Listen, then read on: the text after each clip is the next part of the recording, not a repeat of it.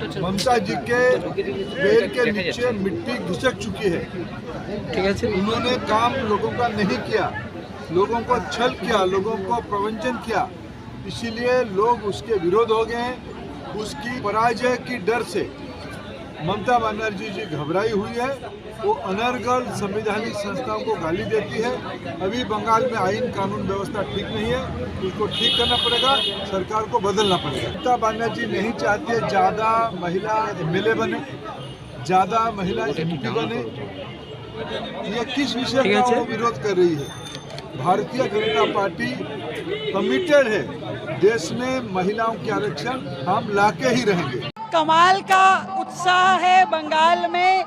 मुझे लगता है बंगाल भय और आतंक से आगे निकल करके बंगाल को विकास और विश्वास की सत्ता देने के लिए आगे बढ़ रहा है। 15 साल से लगातार जिस तरीके से बंगाल में महिलाओं पे अत्याचार हो रहा था, युवाओं के साथ में जो उनको रोजगार नहीं मिल रहा था, किसानों को उनकी हक नहीं मिल रहा था, मजदूरों को उनकी मजदूरी नहीं मिल रही थी, आज बंगाल तैयार हो गया है। ये कह रहा है कि अब बंगाल मोदी जी के नेतृत्व में डबल इंजन की सरकार के साथ काम करेगा। ममता सरकार का तो कुछ काम नहीं है।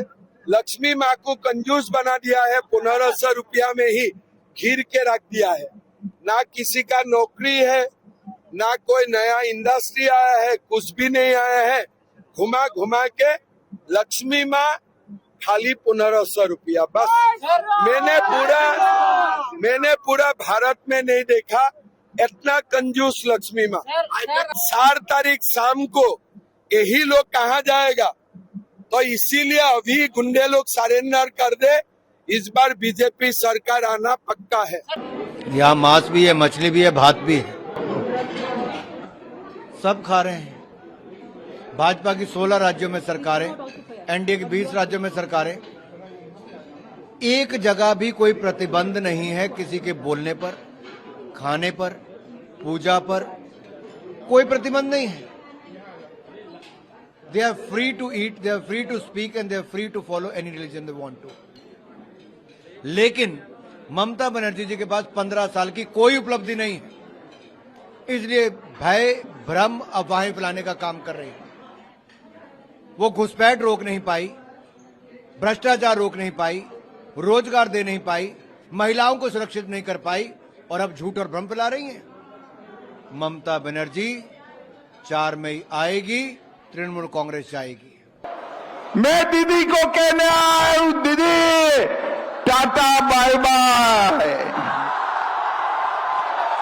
आपका समय समाप्त हुआ है। बहुत परेशान कर लिए बंगाल की जनता को, अब आपकी जाने की बारी है और कमल फूल के आने की बारी है। 45 दिन में बंगाल की सीमा को हम सील कर देंगे। एक घुसपैठिए हमारे युवाओं की रोजगारी ले रहे हैं, गरीबों का दान खा रहे हैं। गुंडों का डर मत रखना, सेंट्रल पैरामिलिट्री फोर्स लगा है, किसी की ताकत नहीं है आपको परेशान करने की। और ममता के गुंडों को भी कहकर जाता हूं, 23 तारीख को घर के बाहर मत निकलना। 5 तारीख को भाजपा सरकार आने वाली है, पाताल में से ढूंढकर जेल की सलाखों के पीछे डाल दे जाओ। मैं ऐसा मानता हूं कि बीजेपी ने, केंद्र सरकार ने जो खेल खेला महिला आरक्षण को लेकर, पूरी तरह एक्सपोज हो गए हैं। 3 साल पहले इसी पार्लियामेंट ने महिला आरक्षण बिल पास किया, संविधान संशोधन हुआ, 3 साल तक लागू नहीं किया। और आज भी हम लोग कह रहे हैं कि अगर आज वो वर्तमान लोकसभा में 1/3 आरक्षण महिला को देते हैं, पूरा पार्लियामेंट तैयार है, पूरा देश तैयार है।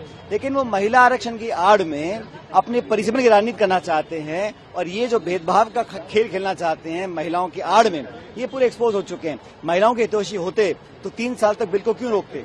और मैं तो कह रहा हूं अभी भी टाइम है, आज अगर सरकार लाती है बिल तो पूरा बुलाएं सत्र और 543 लोकसभा की सीटें हैं उसमें इख्तियार महिला को दें। क्यों यहाँ के बच्चे बाहर होटलों में काम करते हैं, बाहर जाकर छोटा मोटा काम करते हैं? क्योंकि ये हालात किसी ने बना के रखी है। तो सेंटर में मोदी और राज्यों में ममता बनर्जी। भारतीय जनता पार्टी का असली चेहरा फिर से सामने आया है। देश के गृह मंत्री अमित शाह, जो गृह मंत्री की तरह तो काम करते नहीं है, वो तो इलेक्शन मंत्री की तरह काम करते हैं। उन्होंने एक भाषण में अभद्र और असभ्य तरीके से बंगाल मुख्यमंत्री ममता बनर्जी के बारे में उन्होंने बात किया है। उन्होंने कहा, ए दीदी कान खोलकर सुन लो। इस तरह से अमित शाह ने ममता बनर्जी के ऊपर आक्रमण किया है। ये संसद में नारी शक्ति और नारी सम्मान के नारे लगाते हैं, पर असल में ये ना नारी शक्ति में विश्वास रखते हैं ना नारी सम्मान में विश्वास रखते हैं। नारी शक्ति इनके लिए सिर्फ एक नारा है। ये नारा शक्ति में विश्वास रखते हैं, नारी शक्ति में नहीं। যারা এখানে এসে সভা করছে আর বলছে বাংলায় নারী সুরক্ষা নেই, বাংলায় আইন শৃঙ্খলা নেই, আমার অমিত শাহকে চ্যালেঞ্জ। আপনি দার্জিলিং এ কার্শিয়ং এ আজকে সভা করেছেন, আপনি দেশের স্বরাষ্ট্রমন্ত্রী। আপনি যদি সত্যি দক্ষ নেতা হন বা দক্ষ মন্ত্রী হন, মণিপুরে কে ক্ষমতায়? মণিপুরে কে ক্ষমতায়? বিজেপি।